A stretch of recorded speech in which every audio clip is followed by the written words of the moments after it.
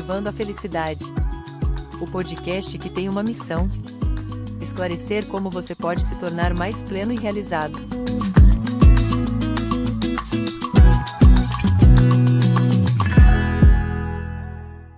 Olá, exploradores da felicidade! Sejam muito bem-vindos ao nosso podcast Cultivando a Felicidade. E hoje nós vamos continuar investigando, entrando mais a fundo nesse tema do autismo.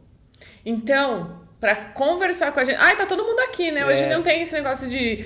deixa eu apresentar. Uma câmera, tá todo mundo aqui, ó. Então, eu tenho meu amigo Fábio Miquil.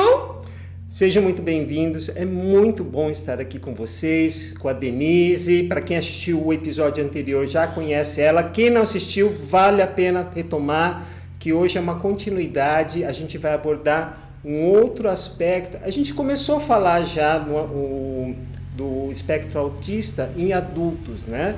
Com o diagnóstico tardio, tudo. A Denise até comentou que tem pessoas de 30, 40, 50 anos sendo diagnosticadas agora.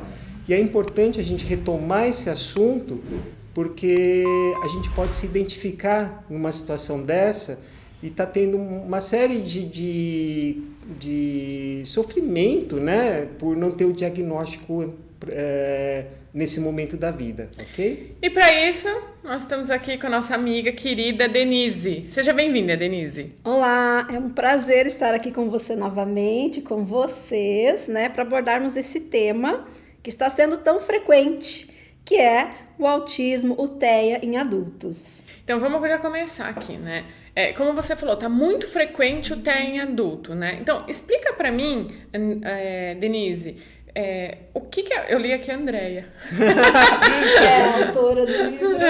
Então explica pra mim, Denise, assim, por que tá aparecendo mais agora em adulto do que antigamente? Então, com os estudos, com as pesquisas que avançaram muito, e além do tempo, né, que as crianças que tinham autismo no passado agora são os adultos, esse diagnóstico está cada vez mais frequente. Com a divulgação desse tema, as pessoas podem se identificar e compreender os seus sintomas e buscar avaliação. E quais seriam os sintomas em adulto? Então, nos adultos, né, os sintomas são prejuízos na comunicação, na interação social, um comportamento restrito e repetitivo. O que muda com relação à infância? Então, a gente tem que considerar os níveis de suporte do TEA. Um nível de suporte 1 tem uma linguagem bem desenvolvida, tem uma capacidade intelectual e cognitiva dentro do esperado até acima do esperado. Então, essas dificuldades elas ficam mais camufladas. E como a pessoa já está numa fase adulta, ela tem um esforço grande para se adaptar e interagir com as outras pessoas, disfarçando assim os sintomas. E interessante assim, né, que na fase adulta, então a vida inteira dele, não é assim, chegou no adulto ele ficou com autismo, a vida inteira dele ele teve autismo, só que assim, ele achava que ele tinha um pouco mais de dificuldade, né, do que as outras pessoas normais, né, normais, não sei nem se fala assim, típicas, neurotípicas, que as pessoas neurotípicas, então assim, ele achava que ele tinha um pouquinho mais de dificuldade, mas ele nem imaginava, né? Então, imagina o esforço que ele não fez. Isso, né? E um aspecto muito importante. Ninguém vira autista na fase adulta, na adolescência. Como é um transtorno do neurodesenvolvimento, a pessoa já nasce com o transtorno. Mas vamos pensar no nível 1 de suporte, tinha ajuda do pai, da mãe, da professora, então conseguia passar pelas situações da vida. Na fase adulta, aumenta as demandas. Relacionamento, ingresso na faculdade, o trabalho. Então, as características e as dificuldades ficam mais evidentes. Inclusive, eu vi uma entrevista de uma pessoa, né, que tem até redes sociais, ela faz vídeos ajudando as pessoas e os familiares.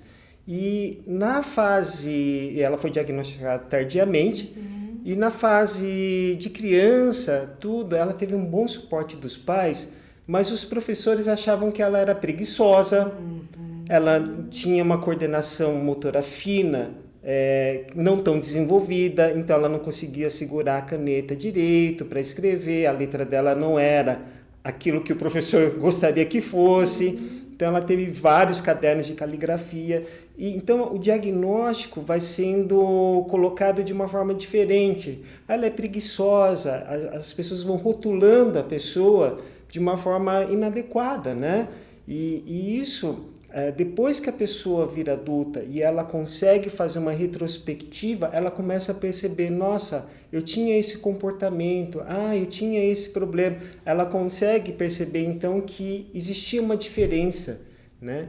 E essa diferença, depois, ela vai sendo trabalhada, né? Essas questões, que nem a coordenação motora, vai sendo desenvolvida. Não é porque a pessoa tem a TEA que ela não possa desenvolver essas dificuldades que a pessoa tem, não é isso? Isso, Então, assim, até complementando, Fábio, o que você falou, além da pessoa entender e compreender as suas dificuldades a partir de um diagnóstico, a família também passa a entender.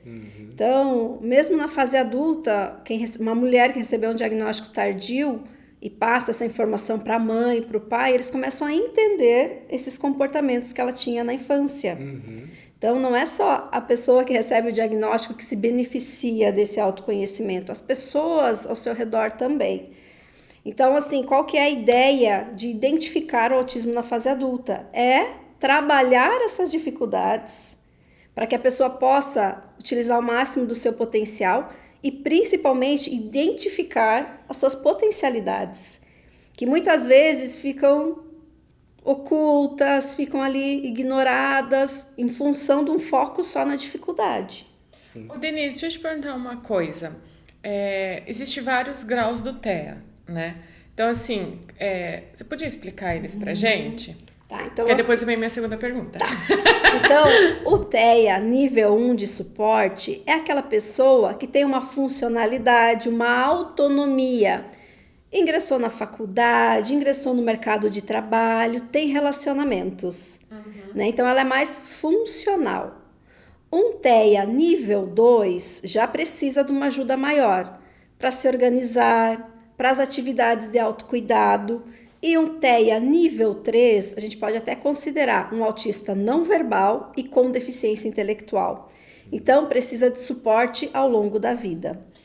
Uma questão bem importante é muitos adultos que foram diagnosticados com deficiência intelectual estão sendo reavaliados porque uma comorbidade muito frequente é a TEA. É isso que eu queria saber. Assim, na fase adulta, até que grau ele consegue ser identificado? Consegui explicar? Então, todos os níveis do autismo, né, podem ser identificados. Então, um autismo nível 1 na fase adulta, ingressou no mercado de trabalho, mas tem dificuldades para ficar na sala com muitas pessoas, dificuldades com lugares que tem muitas informações, muitas coisas ocorrendo ao mesmo tempo. Então, é importante essa identificação para que ele possa passar pela adaptação no ambiente de trabalho. Um autista nível 2 na fase adulta já vai precisar de um suporte maior da família, de um companheiro, para poder tomar as decisões financeiras, organizar a sua vida, a sua rotina. Já torna um pouquinho mais difícil esse ingresso no mercado de trabalho. Mas no autismo na fase 2, ele pode ser identificado na fase adulta? Pode. Fica muito mais fácil identificar um nível 2 e um nível 3. Porque as dificuldades são maiores, né? A funcionalidade não é o esperado para a idade. Então, geralmente, esses autistas nível 2 e 3 já receberam diagnóstico na infância. Mas então ele não recebe no adulto? Geralmente recebe na infância, porque o grau de dificuldade é maior. Vamos pensar uma criança que é não verbal, ela vai ser facilmente identificada. Porque espera-se que a partir de 1 aninho a criança já tente a comunicação verbal. Isso não acontece, os pediatras, a família já fica em alerta. Então, geralmente, um autista nível 2 e 3 recebe um diagnóstico precoce. E era comum as pessoas, os especialistas, diagnosticarem com uma outra desordem, um outro transtorno, ao invés da TEA, e na fase adulta ser ser rediagnosticado? Então, assim, o que é comum para um autista nível 2 ou 3, que tem prejuízos intelectuais, que tem uma deficiência intelectual, era muito comum ter um diagnóstico de deficiência intelectual, apenas. Hoje em dia, já sabe-se que talvez tenha um TEA também. Mas já um autista nível 1, que precisa de menos suporte, que vai camuflando as suas dificuldades, pode ser confundido com TDAH, né, um transtorno de déficit de atenção, uma fobia social, uma depressão. Então, por isso que é importante passar por uma avaliação com especialistas para fazer esse diagnóstico diferencial.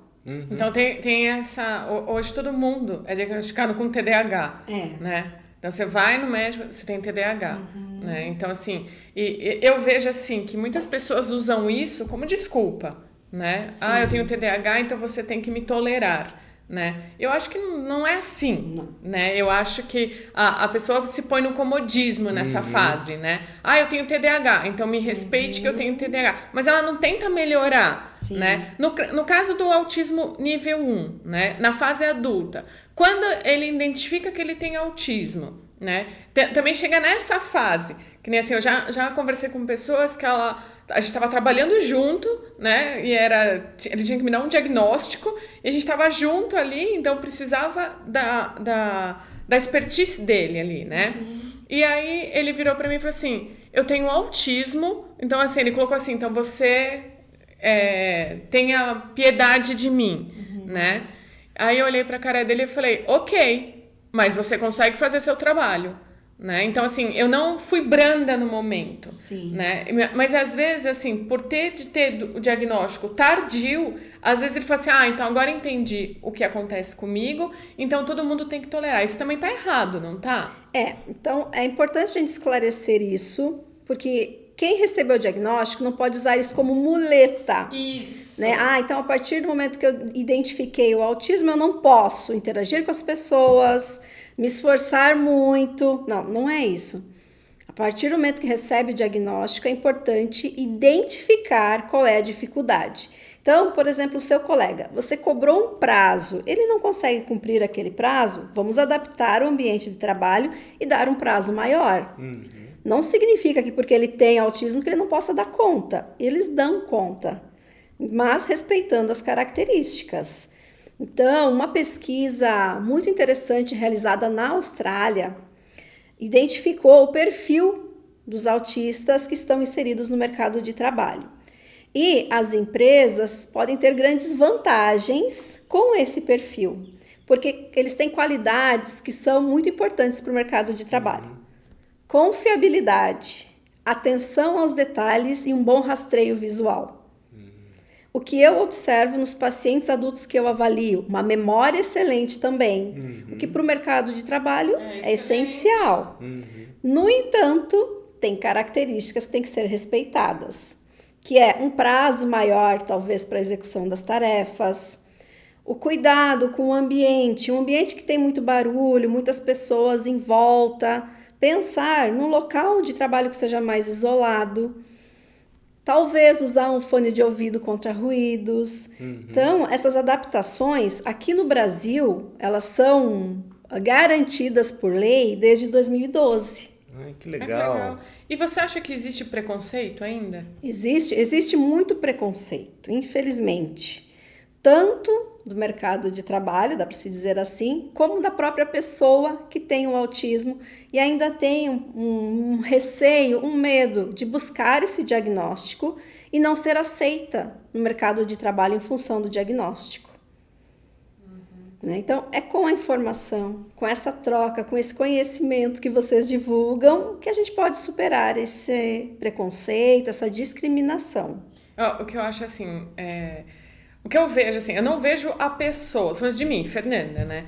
Eu não vejo o problema que a pessoa tem, eu vejo assim, a pessoa, entende? Assim, não importa, alguns têm mais dificuldade que outras, né? Eu tenho muita dificuldade com um monte de coisa, né? Todos nós. Monte de coisa. Que nem meu marido. Eu não tenho memória, eu acho que eu sou um peixe, né? Porque eu tenho 2 segundos de memória. Ele fala assim, não esquece, tem que fazer isso hoje. Beleza. Durante o dia inteiro ele fica mandando mensagem. Fez isso? Aí eu mando, fiz! Ele fez nada, vai fazer. Então, assim, eu tenho esse problema de memória, né? Eu tenho muito problema de memória. E aí, até hoje a gente ia gravar, né? Eu falei, Miki falou que a gente vai gravar hoje, mas que horas que era? E eu não lembrava. E como eu já sei, eu já mando antes agora, que eu já me liguei. Então, você tem que ter uma agenda. Eu vou perder a agenda, então não esquece. Então, assim, o que eu me ponho no lugar da pessoa, entende? Assim, eu acho que as pessoas, tá faltando isso. Não importa se tem autismo, se tem TDAH. Você não tem que rotular a pessoa, né? Que nem o Mikio, ele tem TDAH. Eu vou tratar ele diferente porque ele tem TDAH. Não, eu vou no ritmo dele, mas eu vou respeitar ele de uma forma que eu respeito você que não tem TDAH. Né? Eu acho que falta esse respeito, não importa o rótulo que a pessoa leva. Né? Você traz a palavra respeito, mas eu trago também aceitação. Porque aí a gente entra num ponto muito importante. A partir do momento que as diferenças são aceitas, independente se a pessoa tem um desenvolvimento típico ou atípico, fica mais fácil a convivência. Porque aí sim tem esse respeito. Sim, e assim, tem pessoas assim que eu falo, né? A gente tem que ter o respeito, tem que ter empatia, tem que ter esse acolhimento, porque às vezes a pessoa chega, que nem eu falei, né?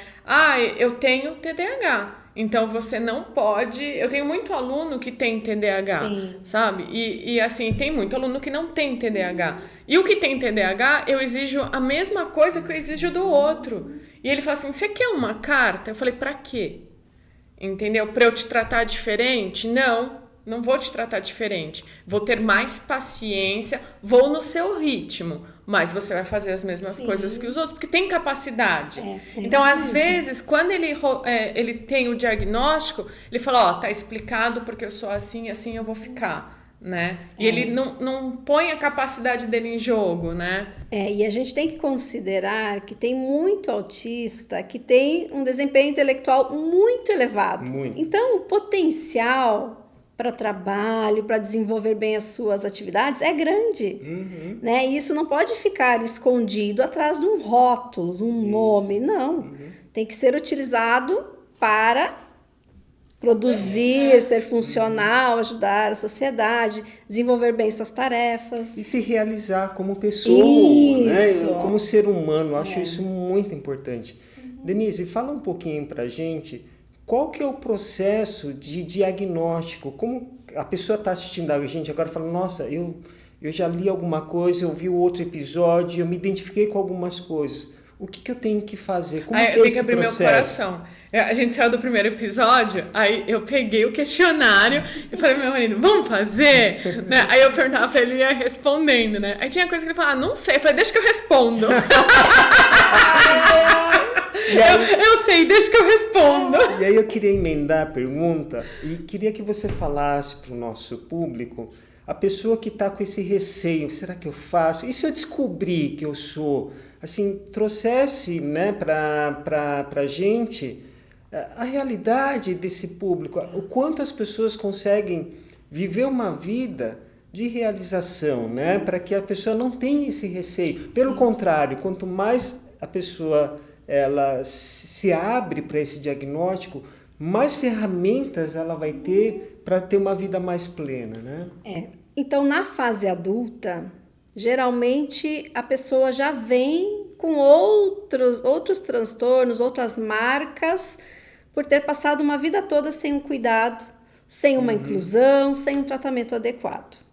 Geralmente, o adulto já chega com muitos sinais de ansiedade, uma depressão num grau moderado a grave, o que isso já pode confundir o diagnóstico.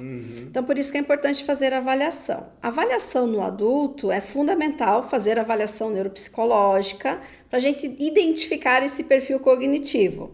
O nível de inteligência, atenção, memória, aprendizagem, comportamento e as emoções. Feito isso, já tem um direcionamento para um diagnóstico. Porque a partir dessa avaliação, a pessoa tem que passar por um médico psiquiatra.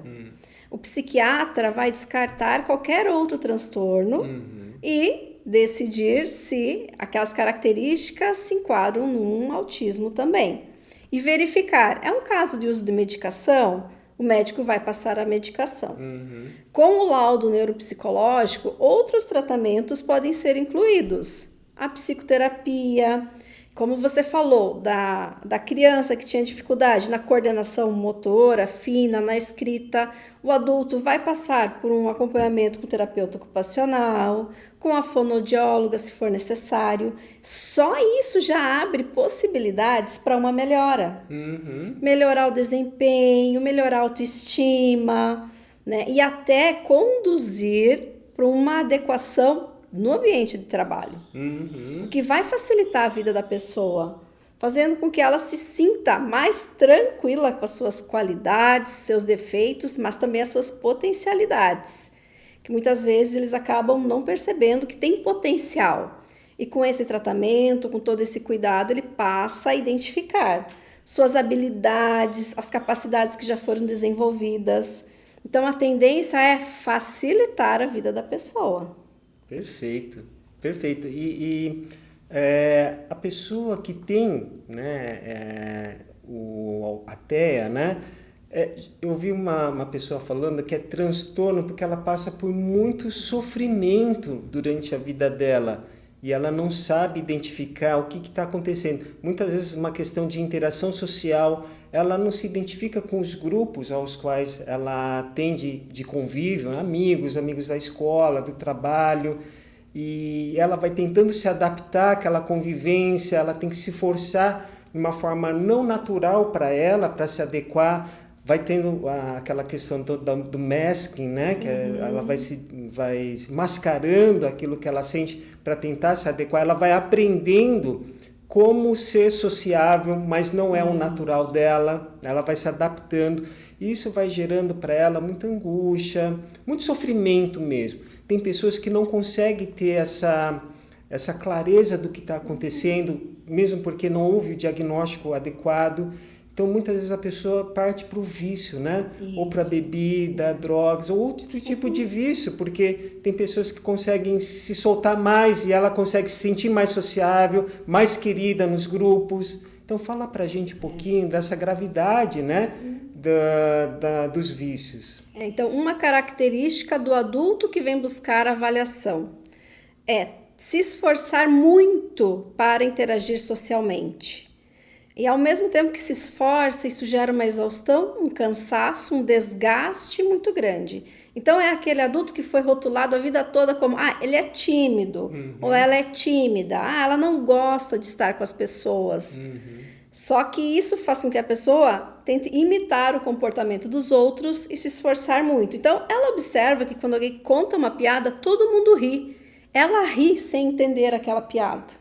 Então isso vai gerando um desgaste, um sofrimento que faz com que ela acabe se isolando.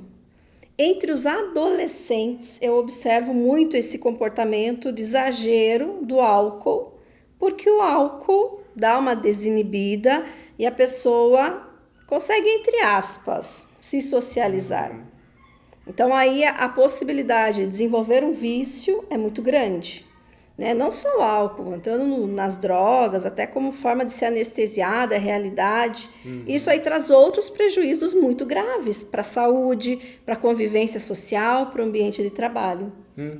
Então, muitas vezes, é a falta do diagnóstico correto que faz a pessoa entender o que está acontecendo com ela e buscar o tratamento adequado para superar isso e deixar de ter essa solidão, porque a pessoa se sente muito sozinha, né? Porque ela não se identifica com os grupos. Né? Entre as mulheres é muito comum ela se sentir rejeitada dos grupos porque não entende as sutilezas da comunicação, as piadas, as ironias. Então, é como se ela se sentisse não pertencente a grupo nenhum.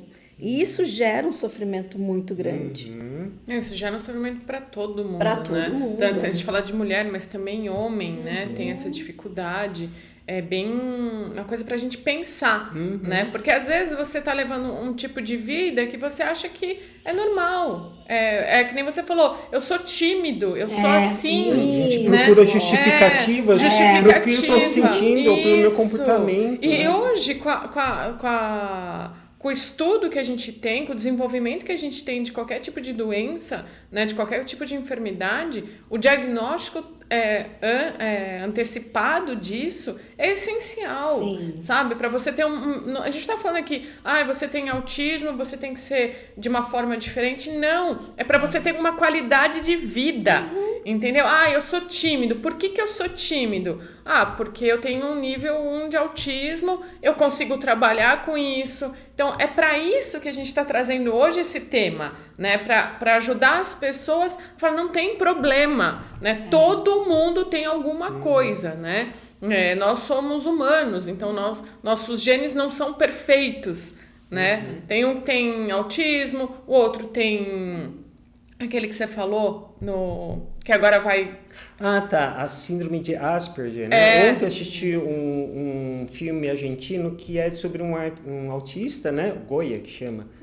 E ele comentou, eu tenho síndrome de Asperger, né? Ele é autista e foi bem interessante. E ele é um personagem, né? Ele é doutor em artes, ele fez um doutorado, é um filme argentino, ele é argentino, ele fez em Madrid. Olha só o potencial desse ser humano, até que ponto entendia tudo sobre arte. É que não significa assim, por ele ter um problema, não significa que ele é uma pessoa que não tem inteligência. Todos têm. Aí que tá. Até o autista tem o seu grau de inteligência. Só que ele tem que ser desenvolvido de uma forma diferente, não é? E a gente chega num aspecto importante que é o hiperfoco do autista.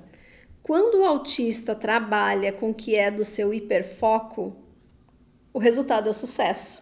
Como no caso desse artista que você falou. Porque ele se dedica muito mais, ele se interessa muito mais e desenvolve o trabalho com excelência. O que não é esperado pela sociedade para quem tem o TEA, mas por desconhecimento dessas características. Então, isso é fundamental. Identificar esses potenciais, fazer parte de grupos que valorizem esses temas de hiperfoco, porque daí a pessoa se sente pertencente e vai utilizar cada vez mais o que faz bem, o que gosta, o que desempenha da melhor forma.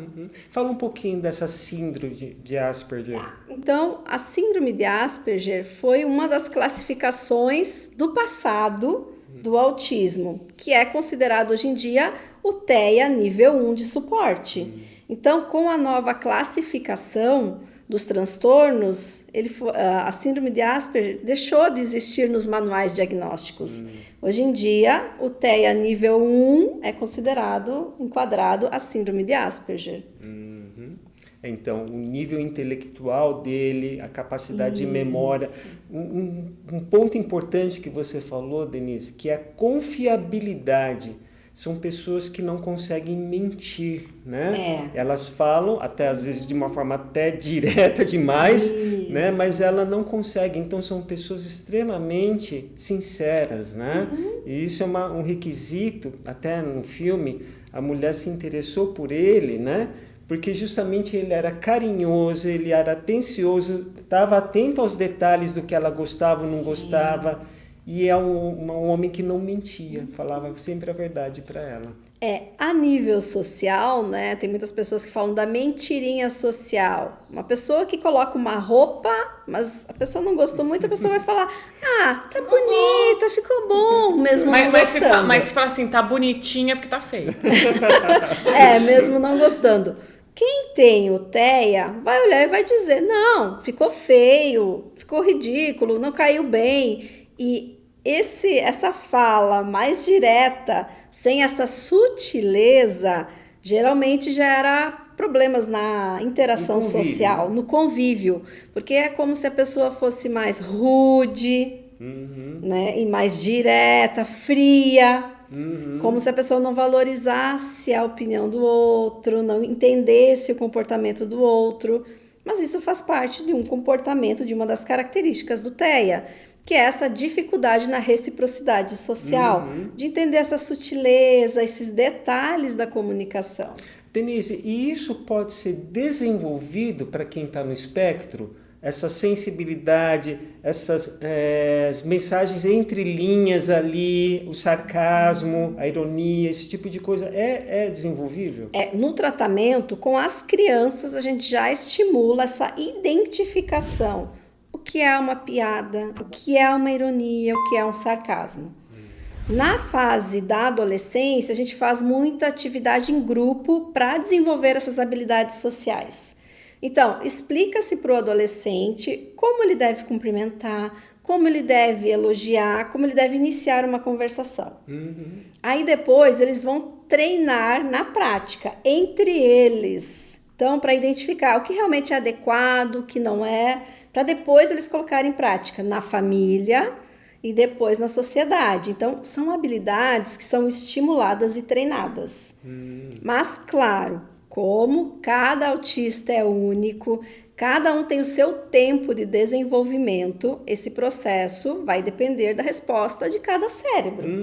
Mas tudo é possível ser treinado. Perfeito. Então eu consigo identificar assim que não é muito diferente de cada um de nós. Isso. Tem habilidades que a gente não tem familiaridade, né? E aos poucos a gente vai desenvolvendo, que nem falar para o público, falar para uma câmera, para mim era uma coisa impensável. Mas ele ainda não consegue né? falar exploradores. Exploradores da felicidade. É difícil. Vai ter que treinar muito. Mas eu vejo que com todo ser humano é assim, né? E com ele também não, com quem está no espectro, também não é diferente. Só que ele tem as suas características. Sim. Né? Então, essa visão de compaixão mesmo para um ser humano, de poder integrá-lo, de poder acolhê-lo, de respeitar suas diferenças, de aceitar, como você falou, as diferenças, entender que ele é como a gente, né? Cada um na sua dificuldade. É que nem você está falando, né? A gente tem que integrar a pessoa, né? Não importa se ela tem o TEA, se ele tem TDAH, o que ele tenha, entende?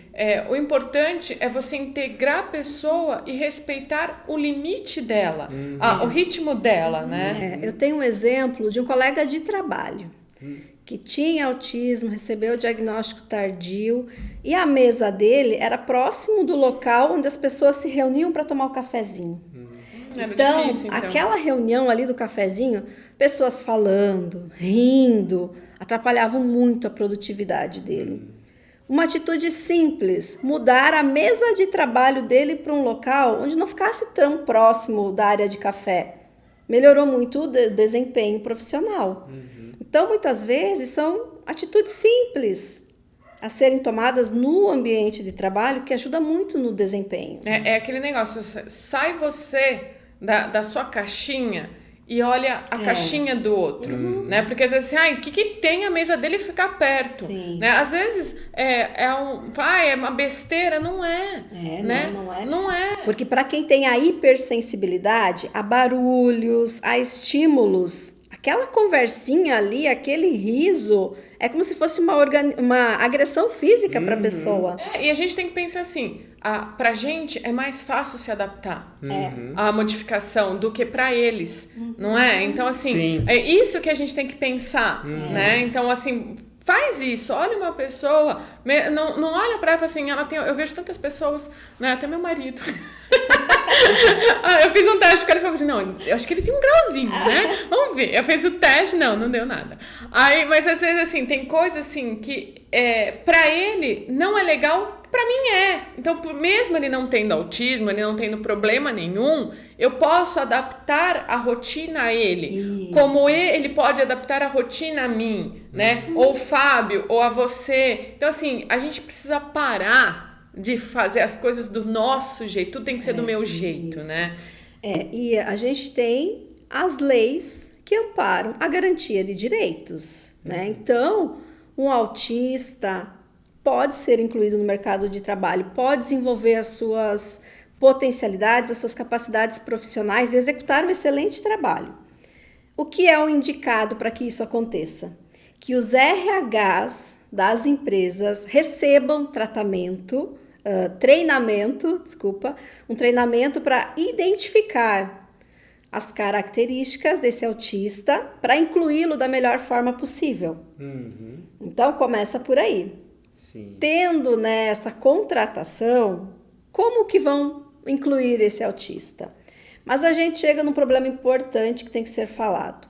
Muitos autistas não passam nem desse processo de entrevista para ingressar no mercado de trabalho. Então, por isso que é fundamental ter o diagnóstico, receber o treinamento, como se portar em uma entrevista de trabalho, como responder, como reagir, para poder ser incluído no ambiente de trabalho. Não, o que a gente tem que pensar hoje é assim, como a gente está tendo diagnóstico tardio, muitos profissionais, que são excelentes profissionais, podem ser diagnosticados com autismo, né? E o que a empresa tem que pensar agora é melhorar o seu potencial de empresa, né? Assim, como está tendo muitas pessoas com diagnóstico de autismo, eu preciso adaptar a minha empresa a isso, né? E eu acho que é isso que é o fundamental agora, né? Tipo assim, a pessoa foi diagnosticada com autismo, então não cabe na minha empresa. Na verdade, ela não cabe na sua empresa porque a sua empresa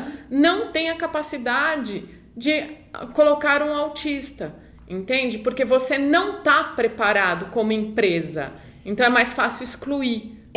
E a gente tem também pesquisas que apontam quais são as características das empresas que mantêm um autista empregado.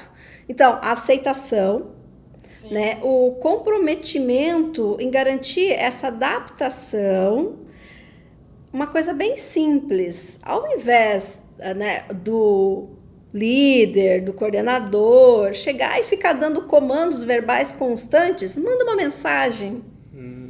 Adaptações simples, para que essa pessoa se mantenha no trabalho. Feedbacks constantes, mas não críticas. Feedbacks do que a pessoa fez bem, né? Orientação sutis e como ela pode melhorar. Não, e isso a gente fala do autismo, né? Dá o feedback positivo. Mas se você pensar, o feedback positivo é para todo mundo. Imagina só aquele empregador que tá lá e só recebe crítica. As coisas boas que ele fez, ninguém fala, né? Então, como é que ele quer ser uma pessoa que evolua no trabalho? Né? É global, é para todo mundo. É isso que a gente fala, né? A inclusão é para todos. É para todos. Facilita a vida de todo mundo. Isso a gente precisa parar de pensar, né? Finalizando. Vamos finalizar.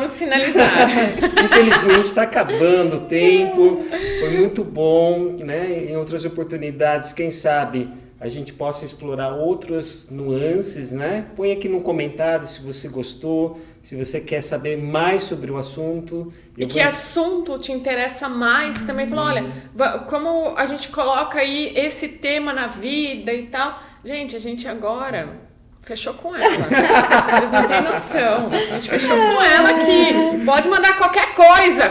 Não precisa ser só autismo, não. Qualquer dúvida que vocês tiverem, a gente vai encaminhar direto para a Denise para ela poder responder a vocês, tá bom? Denise, foi um prazer enorme estar aqui com você, né, com a Fernanda, com todo mundo. Você está sempre comigo, só falta não ser prazer, né? E esperamos em outras oportunidades abordar outros temas dentro da psicologia, né? E para a gente poder esclarecer o nosso público. Denise, muito obrigada. Nossa, foi um prazer. É muito gostoso conversar com você. Acho que todo mundo achou isso também. Gente, então, nos vemos no próximo episódio. Até mais. Obrigada. Tchau. Tchau.